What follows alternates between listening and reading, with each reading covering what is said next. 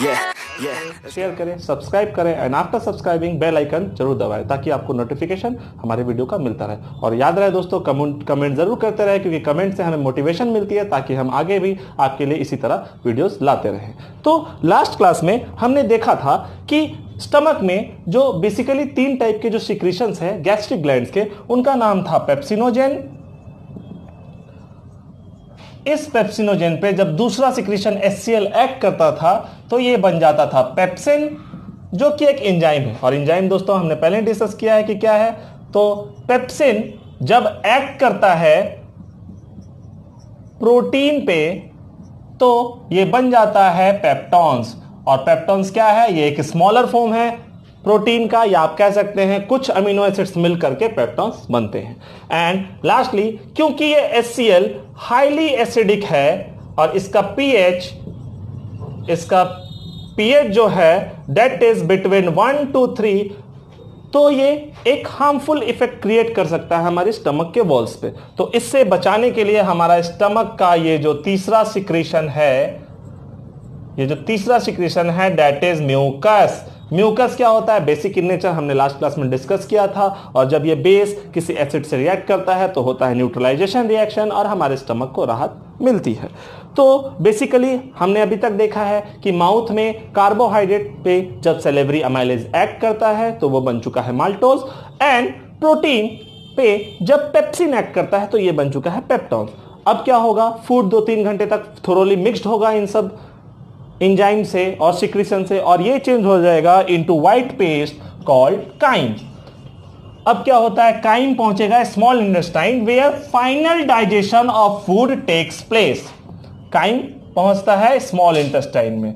तो दोस्तों small intestine में होता है हमारे फूड का फाइनल डाइजेशन। मींस यहां पे जो माल्टोज माउथ में था वो चेंज हो चुका होगा ग्लूकोज में, जो पेप्टॉन स्टमक में था वो चेंज हो जाएगा अमीनो एसिड्स में, एंड जो फैट्स जिसका डाइजेशन स्टार्ट नहीं हुआ है उसका इनिशिएशन स्मॉल इंटेस्टाइन में ही होगा और वो फिर लास्टली चेंज हो जाएगा फैटी एसिड्स एंड ग्लिसरॉल में। तो हम देखते हैं कि कैसे डाइजेशन स्टार्ट होता है। तो माल्टोज जो है, जो कि माउथ में बन चुका था, इस पे जब माल्टेज एंजाइम एक्ट करेगा तो ये चेंज हो जाएगा glucose plus glucose. As I have told earlier that maltose है क्या? माल्टोज है 2 ग्लूकोज मॉलिक्यूल का मिक्सचर। तो अब क्या हुआ? माल्टोज पे जब माल्टेज एंजाइम एक्ट करेगा तो दोस्तों ये माल्टेज एंजाइम आता कहां से? मेन क्वेश्चन है। जैसे सेलेवरी अमाइलेज सलाइवा से आता है, पेप्सिनोजेन गैस्ट्रिक ग्लैंड से आता है, उसी तरह माल्टेज एंजाइम भी कहीं से आता होगा। तो इसका स्टडी करने के लिए हमें सबसे पहले 2 ग्लैंड्स के बारे में स्टडी करना होगा, जो कि है एक liver and second one is pancreas. So pancreas जो सिक्रीट करता है उसका नाम है पेनक्रियाटिक जूस, और लिवर जो सिक्रीट करता है ये आप लोग सबको पता है दैट इज बाइल जूस। ठीक है, तो लिवर का secretion bile juice and pancreas का secretion pancreatic juice through a duct जिसका नाम है हेपेटो पेनक्रियाटिक डक्ट। डक्ट कुछ नहीं है दोस्तों, आप पाइप सिस्टम समझ सकते हैं। जिस तरह पानी पहुंचता है हमारे घर के टैंक से हमारे घर के टैप तक पाइप के थ्रू, उसी तरह आप समझिए कि डक्ट का मतलब होता है पाइप सिस्टम जो किसी चीज को ट्रांसपोर्ट कर रहा है। तो लिवर और पेनक्रियास का सिक्रीशन हेपेटो पेनक्रियाटिक डक्ट के थ्रू होते हुए पहुंचता है स्मॉल इंटेस्टाइन में। अब इस पेनक्रियाटिक जूस, ना वर्ड जूस है दोस्तों, तो जूस का मतलब बहुत सारा मिक्सचर होगा। तो इसमें पाया जाता है maltase, lipase and lastly trypsin. ये 3 बेसिक एंजाइम्स पेनक्रियाटिक जूस के पार्ट हैं, एंड बाइल जूस का फंक्शन हम आगे देखेंगे। तो यहां तक दोस्तों समझ में आ गया होगा कि माल्टेज आता कहां से? ये आता है पेनक्रियाटिक जूस से, और पेनक्रियाटिक जूस स्मॉल इंटेस्टाइन तक पहुंचता कैसे है? पेनक्रियास और लिवर का सिक्रीशन कंबाइंडली आता है हेपेटो पेनक्रियाटिक डक्ट से, पहुंचता है कहां तक? स्मॉल इंटेस्टाइन में। तो बेसिकली दोस्तों अगर हम ये देखें तो हमने देखा कि कार्बोहाइड्रेट का डाइजेशन अभी तक कंप्लीट हो चुका, क्योंकि कार्बोहाइड्रेट जो था पहले माल्टोज में चेंज हुआ और माल्टोज चेंज हो गया ग्लूकोज में। तो ये प्रोसेस कंप्लीट। अब हम चलते हैं पेप्टॉन्स के बारे में। तो पेप्टॉन्स जो कि स्टमक में बना था प्रोटीन से, उस पे जब ट्रिप्सिन एक्ट करेगा, ट्रिप्सिन, तो ये बन जाएगा अमीनो एसिड्स। यानी दोस्तों इसका भी डाइजेशन कंप्लीट। पर यहां पे एक डिफरेंस है दोस्तों, पेप्सिन जो है वो स्टमक में एक्ट करता है तो वो एसिडिक मीडियम में एक्ट करता है, पर स्मॉल इंटेस्टाइन का मीडियम जो होता है वो बेसिक होता है due to presence of bile juice. Bile juice जो होता है वो बेसिक इन नेचर है, तो वो स्मॉल इंटेस्टाइन के मीडियम को बेसिक बना देता है। तो ट्रिप्सिन जो है वो बेसिक मीडियम में एक्ट करता है, पेप्सिन जो है वो एसिडिक मीडियम में एक्ट करता है। पेप्सिन जो है वो गैस्ट्रिक ग्लैंड्स के द्वारा सिक्रेट होता है और ट्रिप्सिन जो है ये पेनक्रियास के द्वारा सीक्रेट होता है। पेप्सिन जो है वो एसिडिक मीडियम में एक्ट करता है और ट्रिप्सिन जो है वो बेसिक मीडियम में एक्ट करता है। तो ये बेसिक डिफरेंस आपको समझना होगा। अब बात करते हैं हम फैट्स का, जिसका डाइजेशन अभी तक स्टार्ट नहीं हुआ था किसी भी ऑर्गन में। इसका डाइजेशन स्टार्ट होगा स्मॉल इंटेस्टाइन में और खत्म भी होगा स्मॉल इंटेस्टाइन में। तो एक्चुअली जैसा कि हमने देखा, कार्बोहाइड्रेट डायरेक्ट ग्लूकोज में नहीं टूटा, उसके बीच का एक फॉर्म था माल्टोज। प्रोटीन भी डायरेक्ट अमीनो एसिड्स नहीं बनाया, उसके बीच का फॉर्म था पेप्टोन। तो इसी तरह फैट्स भी बहुत लार्ज मॉलिक्यूल होता है। तो क्या होता है, जब लार्ज फैट्स पे बाइल जूस एक्ट करता है, बाइल जूस, तो ये कन्वर्ट हो जाता है स्मॉल फैट्स में, और इस प्रोसेस को हम बोलते हैं emulsification of fats. Emulsification of fats क्या है दोस्तों? The conversion of large molecule of fats into small fats bye the help of bile juice is called emulsification of fat. दोस्तों आप इसका डेफिनेशन इस रिएक्शन से ही लर्न कर सकते हैं कि the conversion of large fats into small fats bye the help of bile juice is called emulsification of fats. Clear है दोस्तों? एंड इसके बाद ये जो स्मॉल फैट्स, यहां हम बोल सकते हैं इमल्सिफाइड फैट्स, स्मॉल फैट्स या हम कह सकते हैं इमल्सिफाइड फैट्स पे जब लाइपेज एंजाइम एक्ट करेगा तो ये चेंज हो जाएगा फैटी एसिड्स प्लस ग्लिसरॉल में। और यहां पे दोस्तों हमारा डाइजेशन कंप्लीट होता है। डाइजेशन कैसे कंप्लीट हुआ? Small intestine is the site where final digestion takes place. Maltose is converted into glucose by the help of maltase. Peptone से ये अमीनो एसिड बन जाता है ट्रिप्सिन के हेल्प से। लार्ज फैट के हेल्प से ये बाइल के हेल्प से ये लार्ज फैट स्मॉल फैट्स में चेंज होता है। एंड लास्टली स्मॉल फैट्स पे जब लाइपेज एक्ट करता है तो ये फैटी एसिड्स एंड ग्लिसरॉल बन जाता है। तो अगर हम ओवरव्यू लिखे दोस्तों, अब मैं सिर्फ डाइजेशन का एक छोटा सा रिएक्शन के फॉर्म में पूरा नोट्स बनाऊंगा, जिसको आप नोट डाउन करेंगे, वो आपको हेल्प करेगा पूरे डाइजेशन को लर्न करने में। तो जैसे हम अगर न्यूट्रिएंट वाइज करें तो डाइजेशन ऑफ कार्बोहाइड्रेट की अगर हम बात करें कि अगर आपसे क्वेश्चन आ जाए कि how digestion of carbohydrate takes place in humans, तो सबसे पहले हम देखेंगे कि जो कार्बोहाइड्रेट है कहां पे होगा? In mouth will be converted into maltose by the action of enzyme called salivary amylase। Clear दोस्तों? और इसके बाद ये जो माल्टोज है क्या है? इन स्मॉल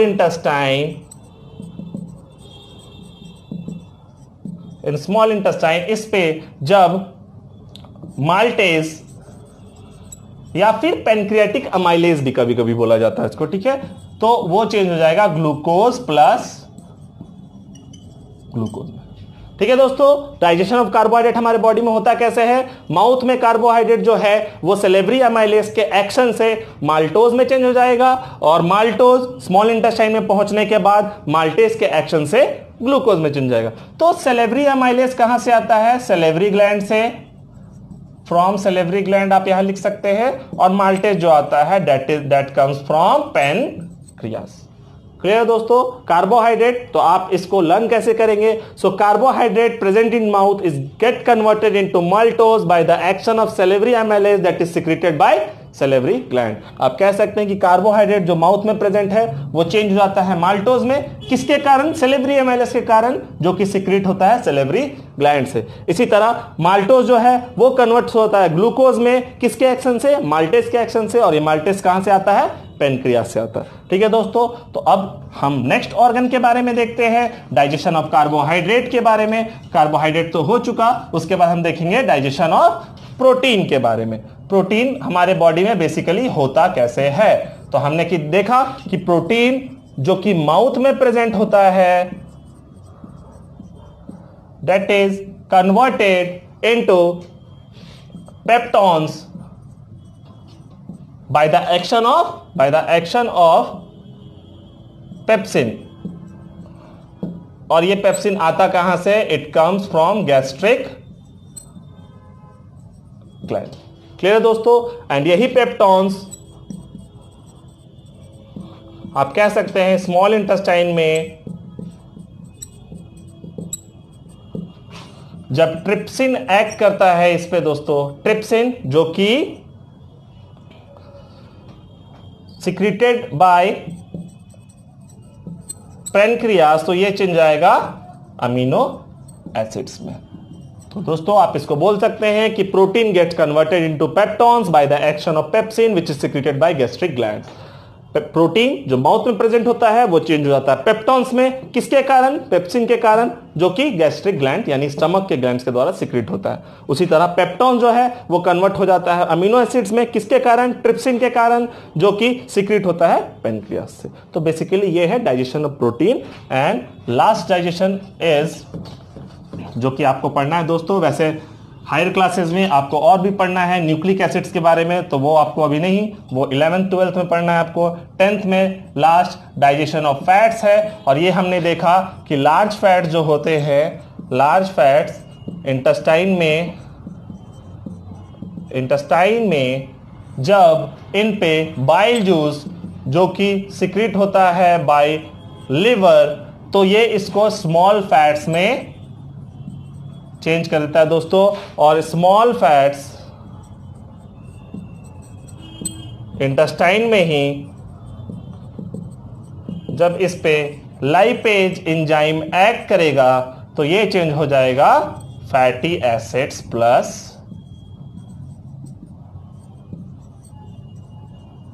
ग्लिसरॉल में। ठीक है दोस्तों, तो ये है डाइजेशन पूरा।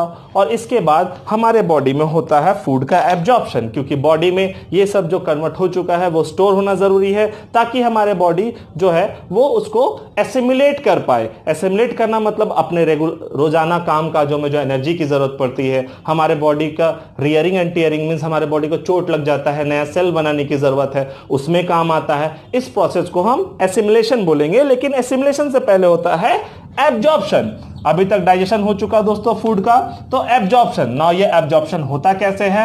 नाउ ये एब्जॉर्प्शन भी होता है स्मॉल इंटेस्टाइन में। फूड का एब्जॉर्प्शन कहां होता है? स्मॉल इंटेस्टाइन में। और दोस्तों फूड का फाइनल डाइजेशन कहां होता है? स्मॉल इंटेस्टाइन में, दोनों। तो स्मॉल इंटेस्टाइन के जो वॉल्स होते हैं उसमें ऐसे छोटा छोटा फिंगर लाइक प्रोजेक्शन प्रेजेंट होता है। इन फिंगर लाइक प्रोजेक्शन को बोलते हैं विली। विली के अंदर blood capillaries and lymph tissues का सप्लाई होता है। विली के अंदर ब्लड कैपिलरीज, तो मोस्ट ऑफ द सब्सटेंस, मान लीजिए यहां पे glucose molecule, amino acids, fatty acid and glycerol, most of the substance by the process of diffusion ये इस विली के सरफेस को पार करके पहुंच जाता है ब्लड कैपिलरीज में, और ब्लड उसको जो भी रिक्वायर्ड जगह है वहां पे न्यूट्रिशन को पहुंचा देता है। तो ये डिफ्यूजन प्रोसेस है क्या? What is diffusion?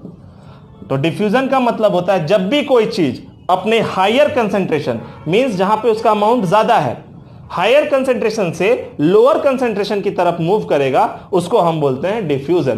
तो जैसा कि आप देख पा रहे होंगे कि क्योंकि अभी फूड स्मॉल इंटेस्टाइन में डाइजेस्ट हुआ है, तो कार्बोहाइड्रेट का कंटेंट मींस आप कह सकते हैं ग्लूकोज का कंटेंट, अमीनो एसिड का कंटेंट, फैटी एसिड, ग्लिसरॉल का कंटेंट बहुत ज्यादा है as compare to blood.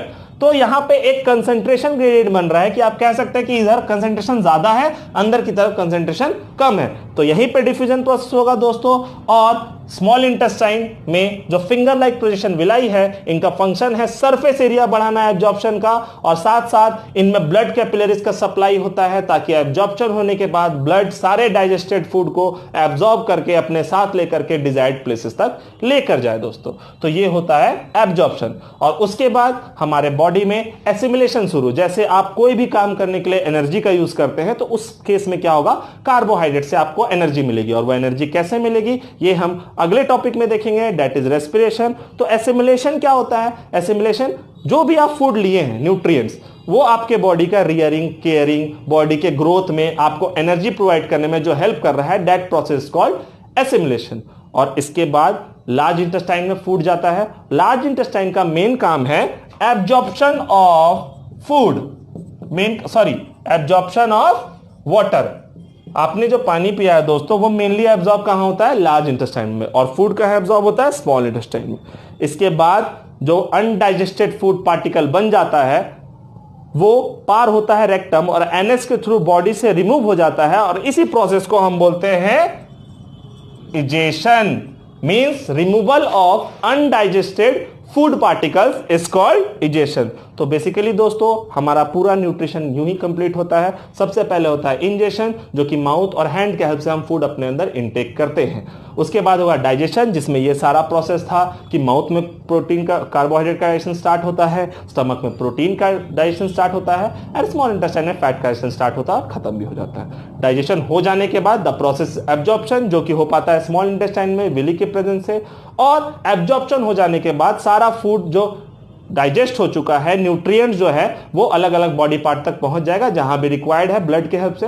And उसके बाद जो प्रोसेस होगा दैट इज एसिमिलेशन। एसिमिलेशन यानी आपको एनर्जी मिलेगा, आपके बॉडी के सेल्स जहां मर चुके हैं वहां नए सेल्स बनेंगे, आपको जहां चोट लगा है वो चोट ठीक होगा। तो ये होता है एसिमिलेशन।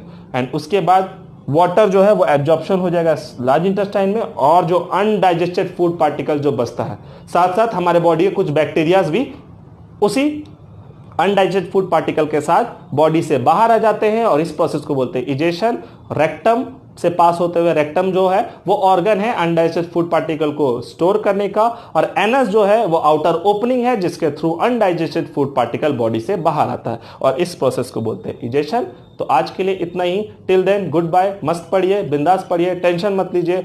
और जाने से पहले मैं आपसे बोल दूं कि लाइक जरूर करें, शेयर करें, सब्सक्राइब करें एंड कमेंट करना बिल्कुल ना भूलें। Thank you. मिलते हैं अगले वीडियो में।